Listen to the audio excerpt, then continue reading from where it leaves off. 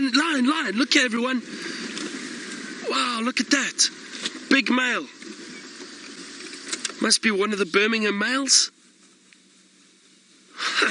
What a nice surprise. Anyway, I was saying, I'm sure that was a honey buzzard, a European honey buzzard.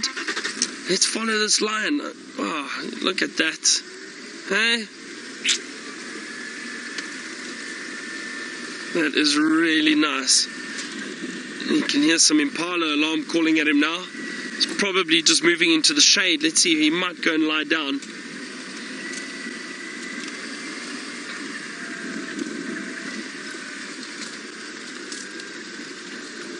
And that's exactly what he's done.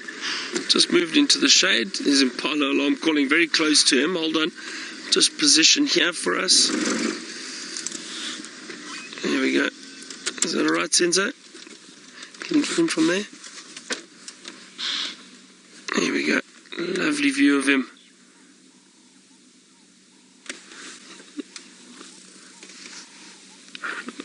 What a nice surprise.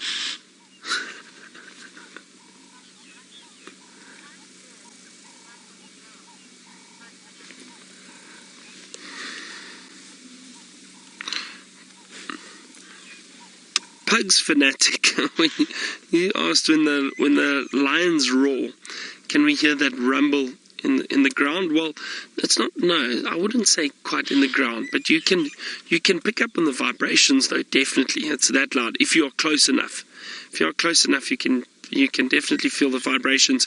And when you're sitting in a vehicle, you can hear it indeed. Now, just listen for a second.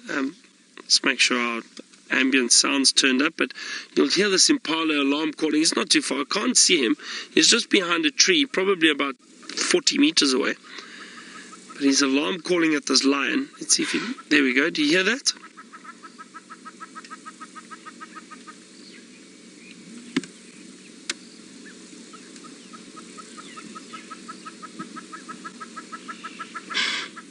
That's another snort. So even though he's very close to the lion, he's alarm calling. He doesn't want to lose sight of the lion. That's why that impala is standing, alarm calling at the lion. He's warning any other animals that might be around. But as long as he keeps a good eye on the lion, it's unable to stalk and hunt him. That's what the impala thinks. But this male looks quite full. Possibly one of the males that got to feed on that zebra yesterday. Belly does look full. He's panting quite heavily. He's probably walking quite a bit. Like I said, that's the nice thing about winter, or going into winter now. Even though it's almost 9 o'clock, you still get a bit of movement from these predators because it is much cooler. Whereas in summer, when it's very hot, they'll be lying in the shade immediately. Oh, what a nice little surprise at the end of the morning safari. See how it's all happening. James had those wild dogs. This lion's just popped out. I wonder if there aren't any others around. I don't see. I've just seen him. And I'm also not sure if this is the male that was mating with that female the other day.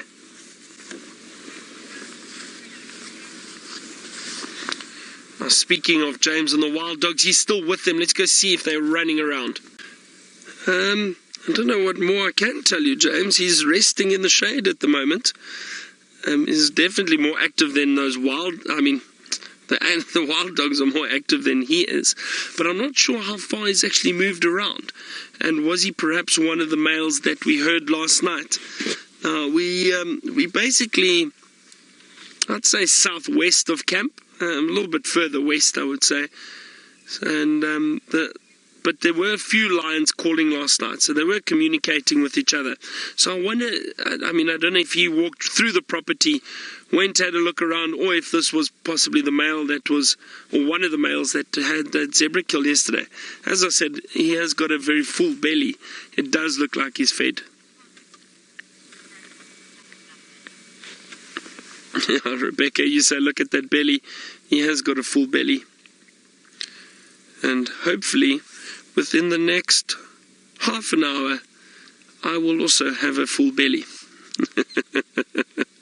It's almost breakfast time for us. Those bacon and eggs that Tristan always teases me about. I know he secretly loves them too. Just in the teddy bear.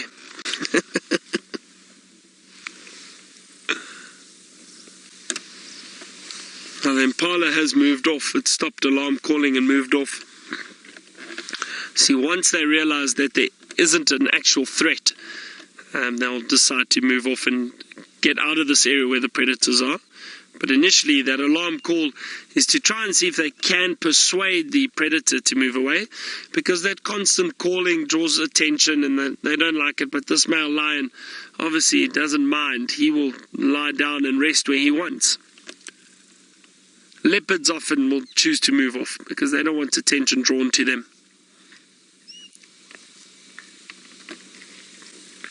And now, interestingly enough, the impala react differently to the different predators. So because we've seen the wild dog and the lion this morning, it's perfect to speak about them, because the impala react differently. They'll, like we saw, this impala was alarm calling at the male lion, stood here, alarm called, didn't move away immediately, watched the lion, and then eventually moved off.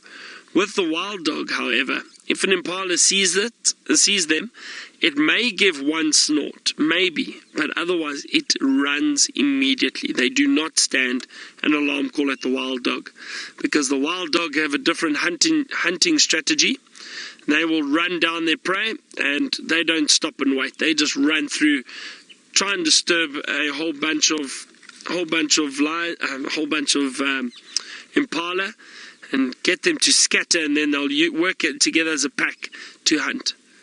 So very different. And I'm not sure what those wild dogs fed on this morning. What if it was an impala? But they are very, very efficient hunters. So the impala, as I was saying, they don't alarm call, they don't stick around. They'll just get up, or they'll just maybe give a snort, but then they run immediately. They don't stay for wild dog.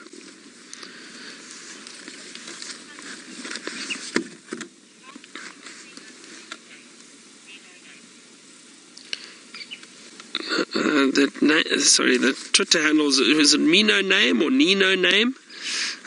You asked if the wild dogs hunt. Nino name. Okay.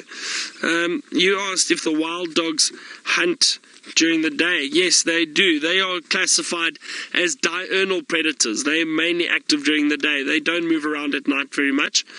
There have been areas where it has been recorded where they move around, but they don't hunt. They hunt really at night. They rely on their eyesight. They need to see a lot better.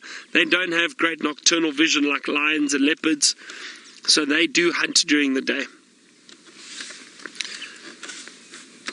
And from my experience following wild dogs, it's early mornings. They're very active. They'll be running, hunting right up till about 10 or 11 o'clock maybe, especially in winter. And then if they weren't that successful in the morning, the afternoons they'll do the same. They'll get up and start moving late afternoon and try and hunt and kill something just before the end of the day.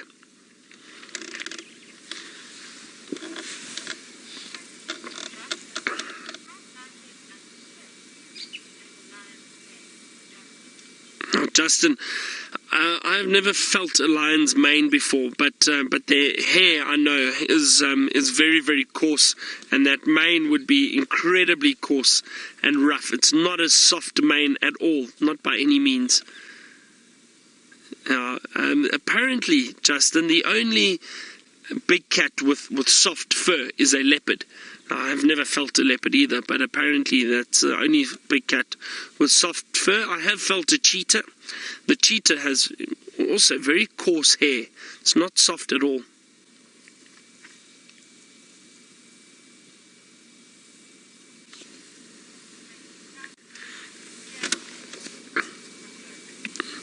So I think that's just about us from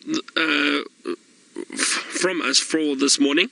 I'm going to leave this mail, but thanks for joining us. Let's head to James. He's going to close up and finish off.